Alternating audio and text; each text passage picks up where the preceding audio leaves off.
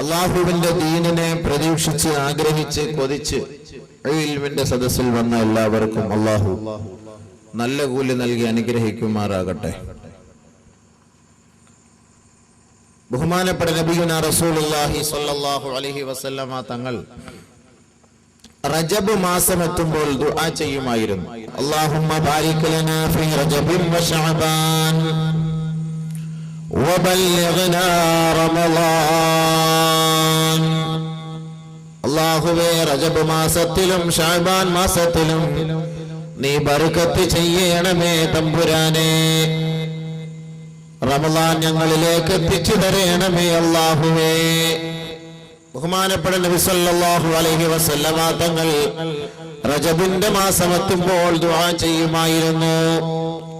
റജബ് മാസം നമ്മളിൽ നിന്ന് കഴിഞ്ഞു പോയി, ഇവിടെ പറഞ്ഞു പോയി. റജബ് കഴിഞ്ഞു, ഇപ്പോൾ ശഅബാൻ മാസമാണ്.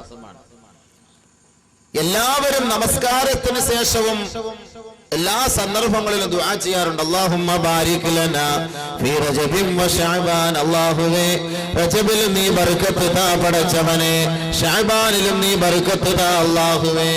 എന്താ ഈ ബർക്കത്ത്? നിസ്കരിക്കാത്തവനും ദുആ ചെയ്യും അല്ലാഹുമ്മ ബാരിക് ലനാ ഫീ റജബിൻ വ ശഅബാൻ.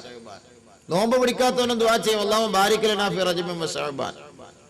എല്ലാവരും നിസ്കരിക്കുന്നവരും ദുആ ചെയ്യും ബാരിക് ലനാ ഫീ റജബിൻ വ ശഅബാൻ. ഇതിന്റെ അർത്ഥം, ഇതിന്റെ ഗൗരവം മനസ്സിലാക്കിയിട്ടാണോ നമ്മൾ സാധാരണ ഈ ദുആ ചെയ്യാറുള്ളത്?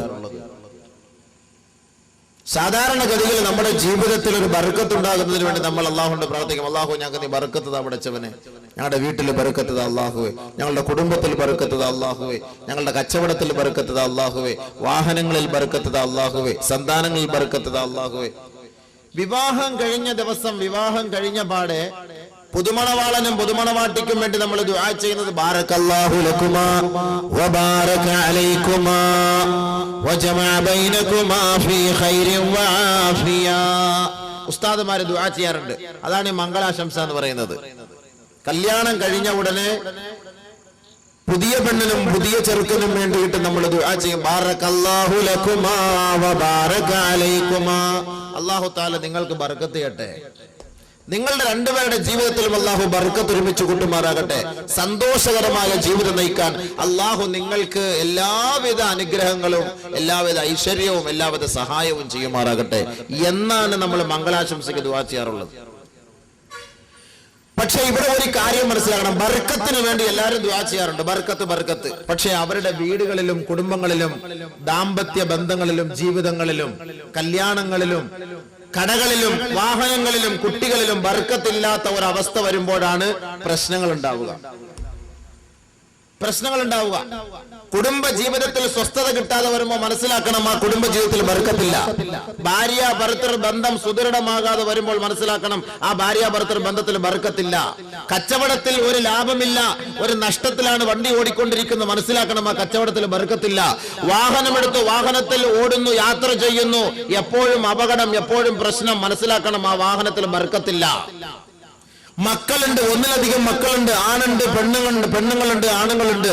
പക്ഷെ മാതാപിതാക്കൾ വൃദ്ധാലയങ്ങളിലാണ്, വൃദ്ധസദനങ്ങളിലാണ്. 10 മക്കളോളം ഉണ്ട്, 12 മക്കളോളം ഉണ്ട്. പക്ഷെ ആ മക്കളെ കൊണ്ട് മാതാപിതാക്കൾ ഗുണമില്ല, മനസ്സിലാക്കണം, മക്കളിൽ ബർക്കത്തില്ല. മാതാപിതാക്കളുടെ സംരക്ഷണത്തിൽ കഴിയുന്ന മക്കൾ, ഈ മക്കൾക്ക് മാതാപിതാക്കൾ അർഹമായ പ്രാതിനിധ്യമോ അർഹമായ അവകാശമോ അവർക്ക് വേണ്ട സൗകര്യങ്ങളോ ചെയ്തു കൊടുക്കാറില്ല, മനസ്സിലാക്കണം, ആ മാതാപിതാക്കളിൽ ബർക്കത്തില്ല. ചുമ്മാ അങ്ങോട്ട് അള്ളാഹിന്റെ അടുക്കൽ ബർക്കത്ത് എന്ന് ചോദിച്ചാല് അള്ളാഹു ബർക്കത്ത് തരികയില്ല. കേവലം നമസ്കാരത്തിന്റെ ഈ ഒരു ശൈലിയില് നമ്മൾ പറയുന്നത് നമ്മളെല്ലാം നമസ്കാരക്കാരാണ്. ഞാൻ ജുമാക്ക് നമസ്കരിക്കാൻ പോകുന്നുണ്ട്, മറ്റുള്ള വഖ്തുകൾക്ക് നമസ്കരിക്കാൻ പോകുന്നുണ്ട്, അതുകൊണ്ട് അള്ളാഹു നമുക്ക് ബർക്കത്ത് ചെയ്യും എന്ന് പറയുന്നതിൽ അർത്ഥമില്ല. അതിലൊന്നുമല്ല അള്ളാഹു ബർക്കത്ത് ചെയ്യുക. ബഹുമാനപ്പെട്ട നബി സല്ലല്ലാഹു അലൈഹി വസല്ലമ തങ്ങൾ റജബിന്റെ മാസത്തിൽ ബർക്കത്തിന് വേണ്ടി ദുആ ചെയ്തു, ശഅബാനിന്റെ മാസത്തിൽ ബർക്കത്തിന് വേണ്ടി ദുആ ചെയ്തു. ഈ 2 മാസത്തിൽ ബർക്കത്ത് കരസ്ഥമാക്കിയവർക്ക് പരിശുദ്ധ റമളാനിനെ സ്വീകരിക്കാൻ കഴിയുകയുള്ളൂ. ഈ 2 മാസത്തിൽ ബർക്കത്തില്ലാത്തവർക്ക് റമളാനിനെ സ്വീകരിക്കാൻ പറ്റില്ല. അവർ കേവലം കഞ്ഞി കുടിക്കാനും വയറ് തിന്നാനും വേണ്ടി വരാമെന്നുള്ളതല്ലാതെ റമളാനിനെ സ്വീകരിക്കാൻ അവരെ കൊണ്ട് കഴിയുകയില്ല. അതുകൊണ്ട് മനസ്സിലാക്കണം എന്താണ് ബർക്കത്ത്. എന്തിനാണ് നബി തങ്ങൾ അങ്ങനെ ദുആ ചെയ്തത്? നമ്മുടെ ജീവിതത്തിൽ ബർക്കത്തുണ്ടോ? ഞാനടക്കം എന്നോട് ചോദിക്കുന്നു, എന്റെ ജീവിതത്തിൽ ഹൈറാണോ, എന്റെ ജീവിതം ശരിയാണോ, എന്റെ ജീവിതത്തിൽ സന്തോഷമാണോ, എന്റെ ഭാര്യ മക്കളിലും എന്റെ കുടുംബങ്ങളിലും റാഹത്തായ ജീവിതമാണോ? നമ്മൾ ഓരോരുത്തരും ചിന്തിച്ചു നോക്ക്. ഒരുവന്റെ ജീവിതത്തിൽ റാഹത്തും സന്തോഷവും ഇല്ല എങ്കിൽ മനസ്സിലാക്കിക്കോ, അവന്റെ ജീവിതത്തിൽ ബർക്കത്തില്ല എന്നർത്ഥം. ബർക്കത്തുള്ള ജീവിതമാണെങ്കിൽ അവന്റെ കുടുംബത്തിൽ പ്രശ്നമില്ല, സഹോദരങ്ങൾ തമ്മിൽ പ്രശ്നമില്ല, നാട്ടിൽ പ്രശ്നമില്ല, വീട്ടിൽ പ്രശ്നമില്ല, മഹല്ലത്തിൽ പ്രശ്നമില്ല, അവന് ബർക്കത്തുള്ളവനാണ് എന്നാണ് ഇതിന്റെ അർത്ഥം. ബർക്കത്തില്ലാത്തവന്റെ വീട്ടിലും കുടുംബത്തിലും നാട്ടിലും സഹോദരങ്ങൾക്കിടയിലും പ്രശ്നത്തോടെ പ്രശ്നമായിരിക്കും, അങ്കലാപ്പുകളായിരിക്കും, അടിയായിരിക്കും, പിടിവലിയായിരിക്കും, വാശിയായിരിക്കും, ദുർവാശിയായിരിക്കും, വൈരാഗ്യമായിരിക്കും, അസൂയയായിരിക്കും, കുശുമ്പായിരിക്കും, ക്രോധമായിരിക്കും. അവർക്ക് ബർക്കത്തില്ലാത്ത ജീവിതമാണ് അവരുടെ ജീവിതത്തിൽ ഉടനീളമുള്ളത് എന്നാണ് അതിന്റെ അർത്ഥം, അല്ലാതെ മറ്റൊന്നുമല്ല. തമ്മിലടിയും പകയും പരനിന്ദയും ആക്ഷേപവും അധിക്ഷേപവും മുസ്ലിം ഉമ്മത്തിനിടയിൽ വ്യാപിക്കുമ്പോൾ മനസ്സിലാക്കണം, ആ ഉമ്മത്തിൽ ബർക്കത്തില്ല എന്നർത്ഥം. ബർക്കത്തില്ല എന്നർത്ഥം. ഇത് ഞാൻ പറയുന്ന വാക്കല്ല, നബിതങ്ങൾ പറയുന്ന വാക്കാണ്. അതിന്റെ ഹദീസുകൾ ഞാൻ നിങ്ങളുടെ മുന്നിൽ എടുത്തിടുമ്പോൾ നിങ്ങൾക്ക് മനസ്സിലാവും. നമ്മൾ ധരിക്കുന്നു നമ്മൾ നമസ്കാരം കൊണ്ട് നമ്മൾ രക്ഷപ്പെട്ടേക്കാം, നമ്മുടെ നോമ്പ് കൊണ്ട് രക്ഷപ്പെട്ടേക്കാം, ഞാൻ ഈ താടിയും തൊപ്പിയും വെച്ചിരിക്കുന്നതുകൊണ്ട് ഞാൻ രക്ഷപ്പെട്ടേക്കാം എന്ന് നമ്മൾ ഓരോരുത്തരും കരുതുന്നു. അവിടെയാണ് നമുക്ക് കുഴപ്പം പറ്റിപ്പോയത്,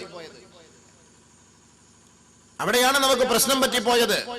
നമ്മൾ മനസ്സിലാക്കണം, നമ്മുടെ ഓരോരുത്തരുടെ പ്രവർത്തനങ്ങളും നമ്മളെ അള്ളാഹു സ്വർഗത്തിലേക്ക് കൊണ്ടെത്തിക്കുന്നതിനാണ് അള്ളാഹു നമ്മളെ ഈ ദുനിയാവിലേക്ക് കുറെ ഇബാദത്തുകളുമായി പറഞ്ഞയച്ചത്. കേവലം നമസ്കാരം മാത്രമല്ല സ്വർഗത്തിലേക്കുള്ള വഴി, നോമ്പ് മാത്രമല്ല സ്വർഗത്തിലേക്കുള്ള വഴി, സക്കാത്ത് ഹജ്ജ് മാത്രമല്ല സ്വർഗത്തിലേക്കുള്ള വഴി, ദാനധർമ്മങ്ങൾ ചെയ്യൽ മാത്രമല്ല സ്വർഗത്തിലേക്കുള്ള വഴി. സ്വർഗത്തിലേക്ക് എത്തിപ്പെടാനും അള്ളാഹുവിന്റെ അടുക്കൽ നമ്മുടെ ഫയലുകൾ, നമ്മുടെ അമലുകളുടെ ഫയലുകൾ സ്വീകരിക്കാനും ഒരുപാട് മാനദണ്ഡങ്ങളുണ്ട്.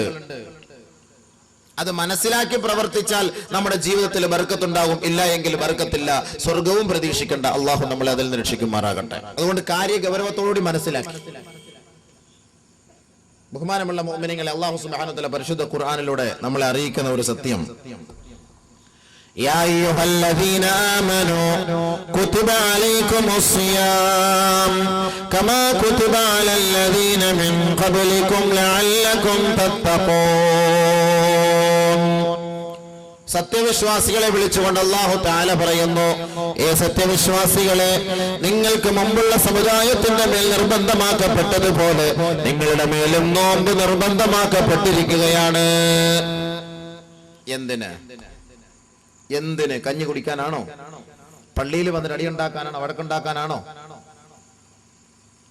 മഗ്‌രിബിന്റെ സമയമാകുമ്പോൾ ഒരു ഉന്തും തെള്ളും, ഒരു പ്രശ്നവും, ഒരു വഴക്കും, ഒരു ബഹളവും, ഒരു വെപ്രാളവും, ഇതിനാണോ?